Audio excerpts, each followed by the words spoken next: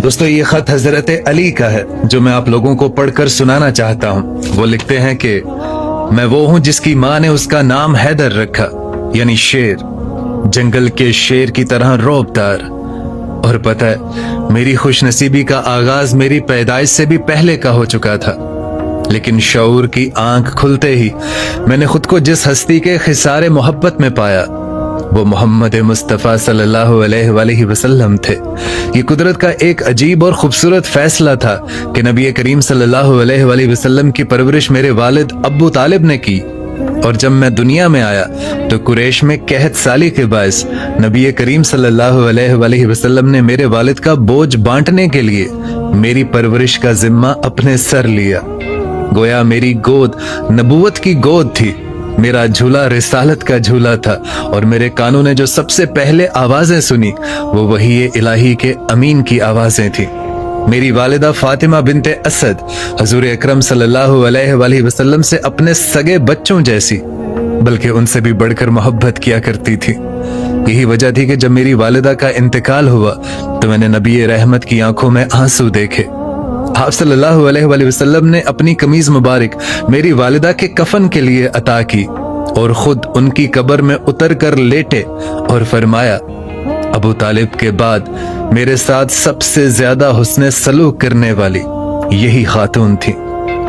मोहरे नबूवत के बाद जब नबूवत का सूरज तलू हुआ तो मेरी उम्र सिर्फ 10 बरस थी। मैं उस वक्त भी नबी करीम सल्लल्लाहु अलैहि वसल्लम के साथ साए की तरह रहता था। एक रोज मैंने देखा कि हजूर अकरम सल्लल्लाहु अलैहि वसल्लम और खतीजतुल कुबरा इबादत में मशगूल हैं। मैंने पूछा, ये आप क्या कर रहे हैं? तो आपने मुझे तौहीद की दावत दी। चूंकि मेरा दिल बचपन ही से कुफ्र और शिर्क की आलूदगियों से पाक था और मैंने कभी बुतों को सजदा नहीं किया था, इसलिए मुझे करमुल्लाह वजह कहा जाता है। इसलिए हक की आवाज मेरे दिल में फौरन उतर गई। मैं बच्चों में सबसे पहले इस्लाम लाने वाला खुशनसीब ठहरा।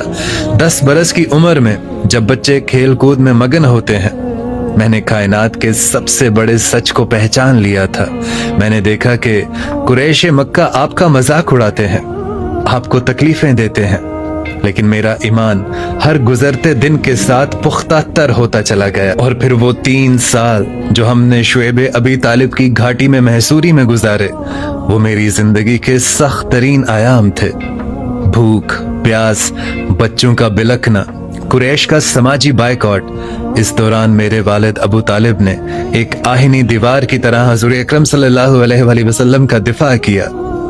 जब भी रात होती मेरे वालिद मुझे हुजूर अकरम सल्लल्लाहु अलैहि वसल्लम के बिस्तर पर लिटा देते और हुजूर को किसी और जगह सुलाते, ताकि अगर कोई कातिल हमला करे तो अली मारा जाए, लेकिन मोहम्मद सल्लल्लाहु अलैहि वसल्लम महफूज रहे। मैं हर रात मौत की आंखों में आंखें डाल कर सोता था और यही मेरी तरबियत थी। और फिर वो वक्त आया जब मेरे वालिद इस दुनिया से रुखसत हो गए। उनकी वफात का गम मुझे और हुजूर अकरम सल्लल्लाहु अलैहि वसल्लम को बहुत गहरा लगा। मेरे वालिद की वफात के बाद मक्का की जमीन हम पर तंग कर दी गई, और फिर वो तारीखी रात आई जब हिजरत का हुक्म हुआ। काफिरों ने दिरदा दिनी में नबी करीम सल्लल्लाहु अलैहि वसल्लम के कत्ल का मंसूबा बना लिया था। उस रात हुजूर अकरम सल्लल्लाहु अलैहि वसल्लम ने मुझे फरमाया, ए अली, तुम मेरी चादर ओढ़कर मेरे बिस्तर पर सो जाओ, तुम्हें कोई नुकसान नहीं पहुंचेगा। ये इम्तिहान की घड़ी थी। बाहर नंगी तलवारें लिए दुश्मन खड़े थे और अंदर मैं मुतमईन सो रहा था। मैं जानता था कि यह बिस्तर मर्ग हो सकता है, लेकिन यह भी यकीन था कि जुबाने रिसालत से निकला हुआ लफ्ज गलत नहीं हो सकता। सुबह जब कफ्फार ने चादर हटाई तो मुझे देखकर दंग रह गए। मैंने लोगों की अमानतें जो हुजूर अकरम सल्लल्लाहु अलैहि वसल्लम के पास रखी थी वापस की, और फिर मैं भी मदीना की तरफ रवाना हो गया, जहां एक नई जिंदगी हमारा इस्तकबाल कर रही थी। मदीना मुनव्वरा में जब महाजिरीन और इंसार के दरमियान भाईचारा कायम किया गया तो हर किसी को किसी न किसी का भाई बनाया गया, लेकिन मैं तन्हा खड़ा था। मेरी आंखों में आंसू थे कि मेरा भाई कौन होगा। तब रहमतुल आलमीन ने मुझे गले लगाया اور فرمایا کہ اے علی، کیا تم اس بات پر راضی نہیں کہ تم میرے لیے ایسے ہو جیسے ہارون موسیٰ علیہ السلام کے لیے تھے، مگر فرق یہ ہے کہ میرے بعد کوئی نبی نہیں ہوگا۔ یہ وہ سند تھی جسے مجھے دنیا اور آخرت میں سرخرو کر دیا۔ اور ایک اور موقع پر نبی کریم صلی اللہ علیہ وآلہ وسلم نے مجھ سے فرمایا کہ علی، تم مجھ سے ہو اور میں تم سے ہوں۔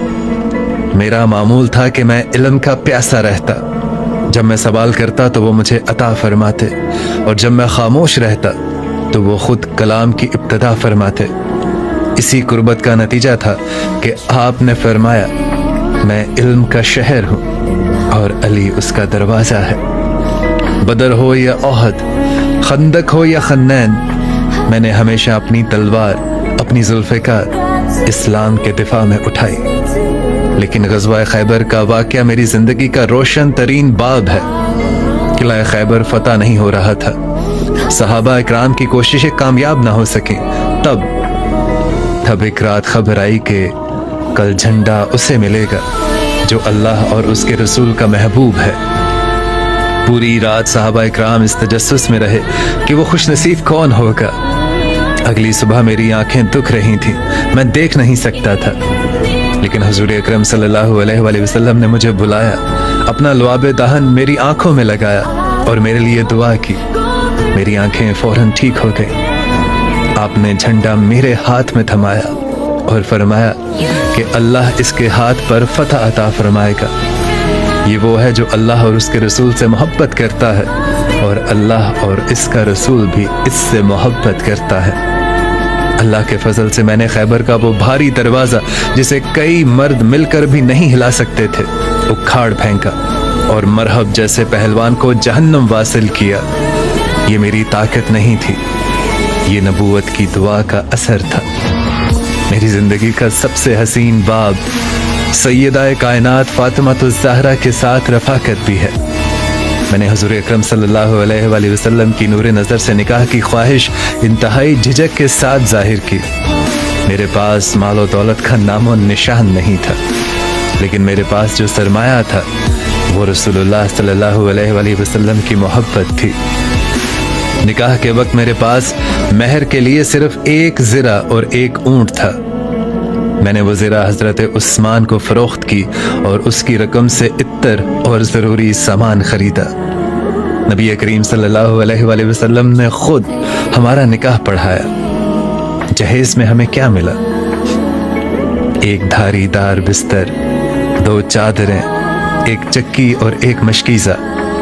آج لوگ جہیز کی نمود و نمائش کرتے ہیں، لیکن کائنات کی سب سے عظیم خاتون کے گھر میں یہی کل اثاثہ تھا۔ ہماری گھریلو زندگی مشقت اور محبت کا امتزاج تھی۔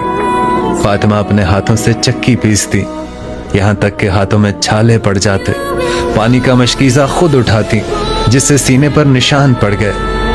ایک بار جب انہوں نے خادمہ کی درخواست کی تو میرے آقا دو جہاں صلی اللہ علیہ وآلہ وسلم نے ہمیں دنیاوی مدد کی بجائے تسبیح فاطمہ کا تحفہ دیا، یعنی 33 بار سبحان اللہ، 33 بار الحمدللہ اور 34 بار اللہ اکبر کا تحفہ دیا اور فرمایا یہ خادم سے بہتر ہے۔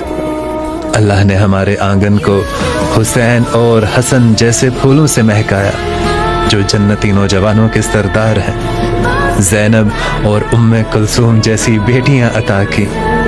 ہم اکثر فاقے سے ہوتے، لیکن ہمارے دروازے سے کوئی ساحل بھی خالی ہاتھ نہ لوٹا تھا۔ اور پھر وہ دن آیا کہ جب نبی کریم صلی اللہ علیہ وآلہ وسلم اس دنیا سے پردہ فرما گئے۔ نبی کریم صلی اللہ علیہ وآلہ وسلم کے وصال کے بعد میں نے صبر اور خاموشی کا دامن تھامے رکھا۔ میں جانتا تھا کہ امت کا اتحاد سب سے اہم ہے۔ میں نے خلفائے راشدین حضرت ابو بکر، حضرت عمر، حضرت عثمان کے دور میں ہمیشہ مخلصانہ مشورے دیے اور قاضی کی حیثیت سے خدمات سر انجام دی۔ اور پھر وہ اندھوناک وقت آیا جب حضرت عثمان کو شہید کر دیا گیا۔ مدینہ میں شور برپا تھا، لوگ میرے پاس آئے اور خلافت قبول کرنے کا اصرار کیا۔ میں نے انکار کیا، لیکن حالات کا تقاضا اور مسلمانوں کے شرازے کو بکھرنے سے بچانے کے لیے میں نے یہ بھاری ذمہ داری قبول کی۔ لیکن ہائے افسوس، मेरा दौर खिलाफत खाना जंगियों की नजर हो गया। ये मेरे लिए सबसे बड़ी अजियत थी कि मुसलमान की गर्दन को काट रहा था। मेरी जिंदगी का सफर अपने इख्तिताम की तरफ बढ़ रहा था, लेकिन मुझे मौत का कोई खौफ नहीं था, क्योंकि हजूर अकरम सल्लल्लाहु अलैहि वसल्लम ने मुझे मेरी शहादत की खबर बहुत पहले से दे रखी थी।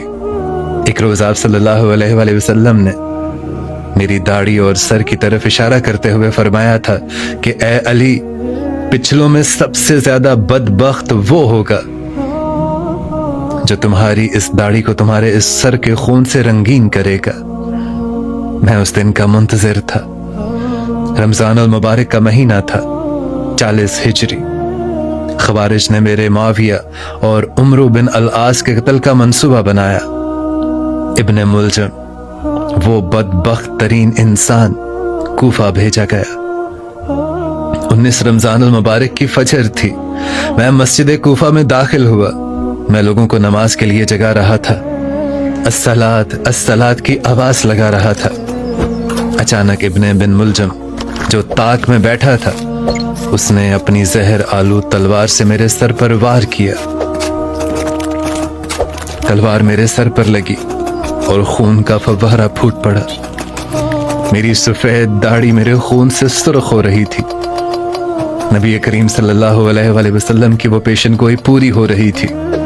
इस शदीद तकलीफ के आलम में मेरी जुबान से बेसाख्ता ये अल्फाज निकले कि रब्बे काबा की कसम, मैं कामयाब हो गया। लोगों ने कातिल को पकड़ लिया। मैंने अपने बेटों हसन और हुसैन को वसीयत की कि अगर मैं जिंदा बच गया तो मैं अपनी जानों और ये जाने, लेकिन अगर मैं शहीद हो जाऊं तो कसास में सिर्फ एक वार करना और इसके अज़ा ना काटना। मैंने उन्हें सब्र की तलकीन की और अल्लाह के हुजूर पेश हो गए। मेरा आने वाली नस्लों को ये पैगाम है कि आज मैं तुम में नहीं हूं, लेकिन मेरे अकवाल, मेरी सीरत तुम्हारे लिए मशअले राह है। ऐ लोगों, मेरी जिंदगी से सबक सीखना। बंदे को चाहिए कि अपने रब के सिवा किसी से उम्मीद ना रखे, अपने गुनाहों के सिवा किसी चीज का खौफ ना रखे। और मैं कहता हूं कि इल्म माल से बेहतर है। इल्म तुम्हारी हिफाजत करता है, जबकि माल की तुम्हें हिफाजत करनी पड़ती है। माल खर्च करने से कम होता है, लेकिन इल्म खर्च करने से बढ़ता है। अगर तुम में से किसी को कोई ऐसा मसला पूछा जाए जिसका इल्म ना हो तो साफ कह दो, अल्लाह बेहतर जानता है। ये जहालत नहीं है, ये ऐन इल्म है। मेरी जिंदगी मोहब्बत, जिहाद, इल्म और सब्र की कहानी है। अगर तुम मुझसे मोहब्बत का दावा करते हो तो मेरे किरदार को अपनाओ। याद रखो, जो मोमिन होगा वो मुझसे मोहब्बत करेगा, और जो मुनाफिक होगा वो मुझसे बुग़्ज़ रखेगा। अल्लाह ताला तुम्हें साबित कदम रखे और ईमान पर कायम रखे।